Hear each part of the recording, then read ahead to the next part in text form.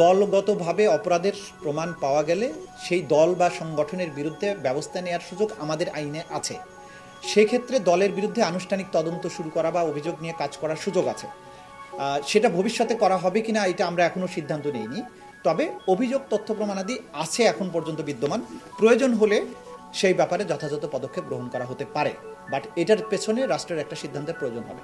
জুলাই গণহত্যার আন্তর্জাতিক স্বীকৃতি পেতে বাংলাদেশের আইসিসিতে যাওয়ার সুযোগ আছে কিনা, দেখেন আইসিসিতে যাবার প্রয়োজন নেই।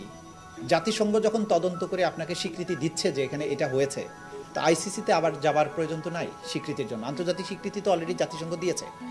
জাতিসংঘের এই স্বীকৃতির পরে আর কোনো বড় ধরনের স্বীকৃতির প্রয়োজন নেই।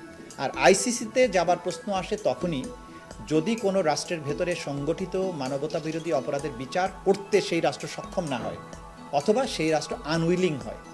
দুটো ক্ষেত্রে, একটা রাষ্ট্র ইচ্ছুক না এই বিচার করতে, আর একটা রাষ্ট্র এই বিচার করতে সক্ষম না, সেক্ষেত্রে কোনো স্টেট পার্টি আইসিসিতে যেতে পারে। আমাদের রাষ্ট্র এই বিচার করতে শুধু সক্ষমই না, তারা এই ব্যাপারে চরমভাবে উদ্গ্রীব।